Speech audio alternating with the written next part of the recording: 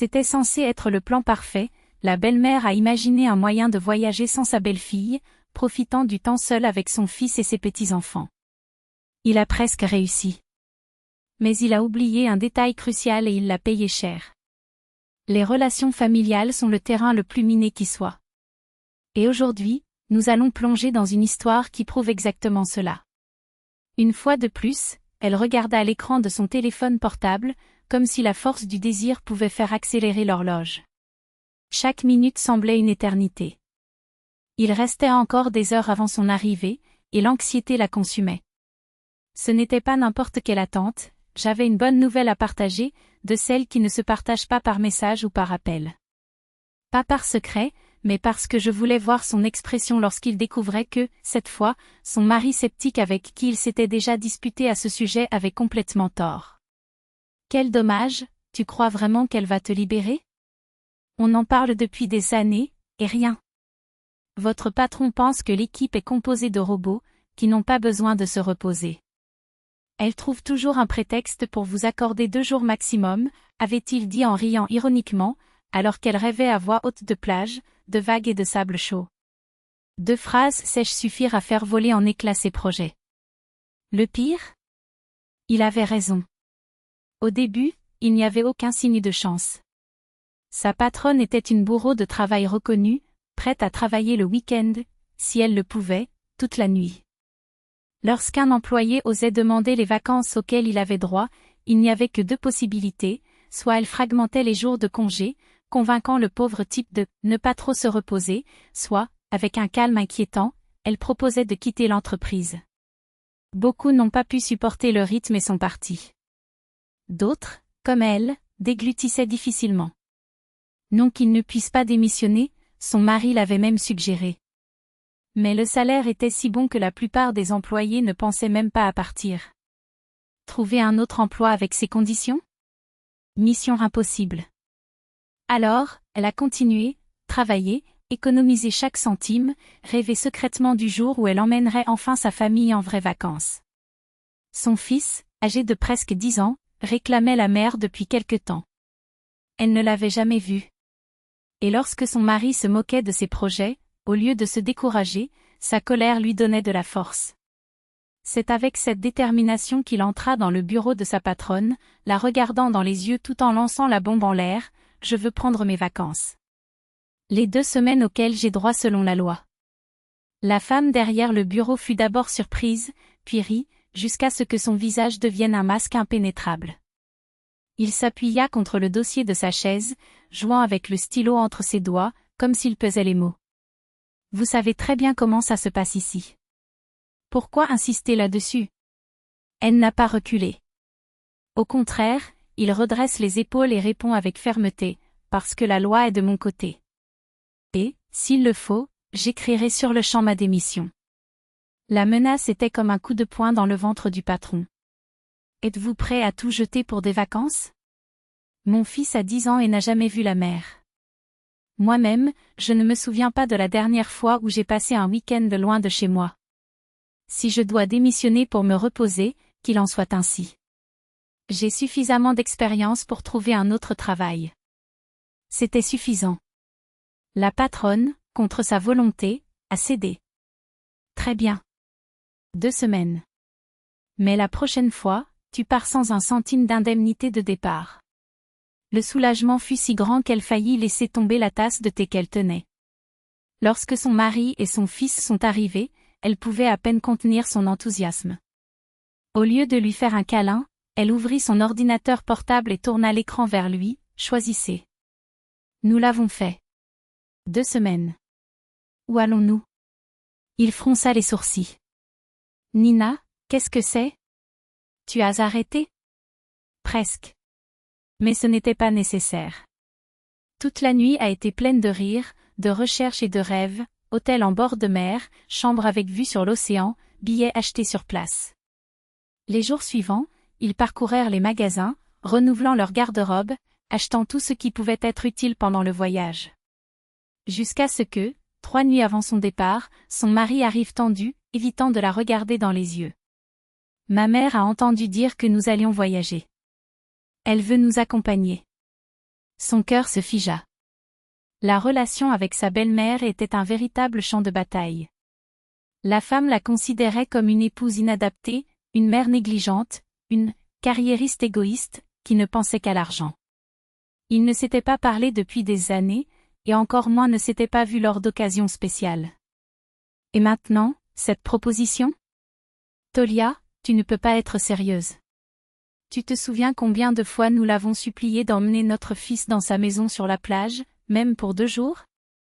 Elle était bruyante et on pouvait voir sur son visage qu'il n'avait même pas envisagé la possibilité qu'elle accepte.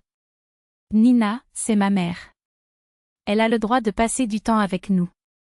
Et ce n'est pas comme si elle allait vivre dans la même pièce que nous. Oh non? Elle voyage chaque année, parfois 2 fois, et elle n'a jamais emmené son petit-fils. Elle n'a même jamais apporté de cadeaux, de souvenirs. Elle a juste envoyé des photos pour nous taquiner, écrit des messages comme « c'est bien ici ». Et maintenant, sortie de nulle part, elle veut venir? Non. Je ne vais pas la laisser gâcher ça. Le mari se retourna, le visage fermé. Tu n'es pas juste non plus. C'est ma mère. Et ce ne sera pas si grave. Mais elle le savait, si elle cédait cette fois-ci, ce serait la fin de la paix pour laquelle elle s'était si durement battue. Et, après tout ce qu'il avait dû affronter pour garantir ses vacances, il n'allait laisser personne et encore moins sa belle-mère ruiner ses projets. Elle laissa échapper un rire amer. Vous avez peut-être raison, mais je parierais n'importe quoi que ce voyage se transformerait en un véritable test d'endurance si elle y allait. Et honnêtement, je ne veux pas de ça. Il n'a pas insisté. Il a décidé de laisser à sa femme le temps d'absorber la nouvelle, de laisser la poussière retomber, puis de reprendre la conversation. Mais, si aucun d'eux n'est revenu sur le sujet, sa mère n'a pas abandonné si facilement. Il l'appelait plusieurs fois par jour, le suppliait, pleurait, manipulait les sentiments de son fils avec une habileté qui, à la fin, le faisait céder. Il acheta aussi son billet. Tolia, mon amour, ne le dis pas encore à Nina. Mieux encore, peut-être qu'elle ne restera pas à la maison, suggéra la mère, se considérant déjà victorieuse. La question a surpris l'homme. Laissez votre femme derrière vous? C'était elle qui avait tout planifié, qui avait rêvé de ses vacances, qui méritait chaque seconde de ce repos. Il n'a pas contesté, mais il n'était pas non plus d'accord. La mère est cependant partie de là, convaincue qu'au fond, son fils prendrait son parti. Elle avait déjà fait ses valises, s'en était vantée auprès de ses amis, incapable de contenir sa provocation, avait envoyé un message à sa belle-fille. Nina a lu le message, sans hésitation, a répondu par un ultimatum, « Chère, je suis heureuse de t'informer que tu ne viens pas avec nous. Ton fils et moi avons décidé qu'il serait mieux pour tout le monde que tu restes. » Elle n'a pas attendu que Tolia rentre du travail pour exploser, elle avait besoin de sortir tout ce à quoi elle pensait de sa poitrine. Mais lorsqu'il entra dans la maison, il ne l'accueillit ni par des bagarres ni par des accusations. Au lieu de cela, il la regardait dans les yeux, avec un mélange de culpabilité et de détermination, et a dit, « Nina, mon amour, tu as raison. Ma mère lors de ce voyage est une très mauvaise idée. Je lui ai parlé, j'ai dit clairement que tu ne voulais pas qu'elle parte. Et tu sais ce qu'elle a fait? Elle a dit qu'elle ne voulait pas de toi là-bas. Mais ne t'inquiète pas, je n'ai même pas envisagé cette possibilité. Je sais à quel point c'est important pour toi, alors. » Elle le suivit en silence, attendant la suite. Jusqu'à ce qu'il continue, je vais changer son billet. Elle va voyager, oui, mais pas avec nous. Il y a un endroit incroyable, avec une mer cristalline et un hôtel magnifique. Elle va même adorer. Nina rit, soulagée, et l'embrassa. Sa belle-mère ne l'aimait peut-être pas, mais son fils l'aimait. Et c'était ce qui comptait. La vieille femme ne comptait pas sur ce geste lorsqu'elle montait ses intrigues. Il pensait avoir gagné, mais il oublia un détail crucial, Tolia était un père, un mari, et il avait fait le bon choix. Il a choisi la famille qu'il a bâtie. Le jour du voyage, la mère est arrivée tôt, avec sa valise faite et le sourire de quelqu'un qui lui avait déjà garanti la victoire. Ninochka, ne t'énerve pas, considère-le comme un cadeau, tu auras la paix, la tranquillité, sans que nous te gênions, dit-il en caressant le bras de son fils avec une fausseté maladive.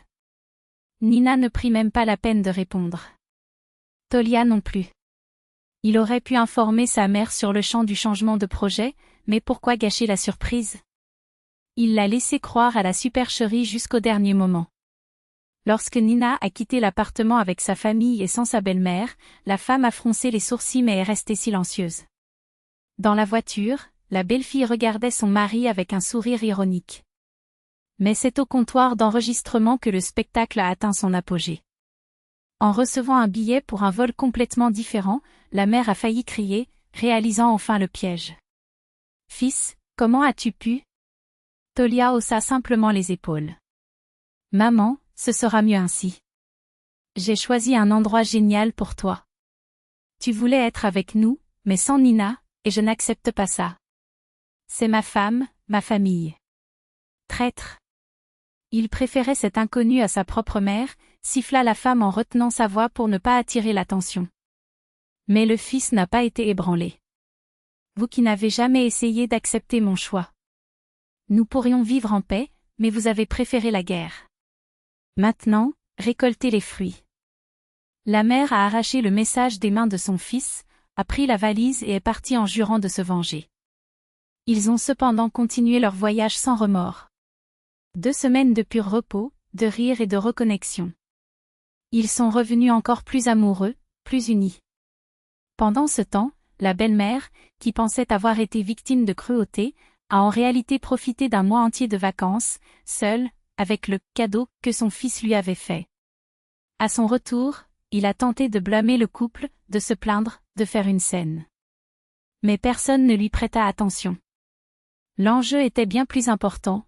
Nina avait découvert qu'elle était enceinte. La nouvelle les remplit d'un bonheur si intense que les lamentations de la belle-mère passèrent inaperçues, comme un vent faible contre un mur de béton. Et ainsi, ce qu'elle envisageait comme une victoire est devenu sa propre défaite. Car, au final, leur amour était plus fort que n'importe quelle manipulation. Et vous, qu'est-ce qui changerait dans vos relations avec vos proches? Vos likes sont les applaudissements dont nos cœurs ont besoin. Suivez notre profil pour ne pas manquer le fil de ces conversations réconfortantes, que chaque soir soit une invitation à célébrer l'union qui compte vraiment.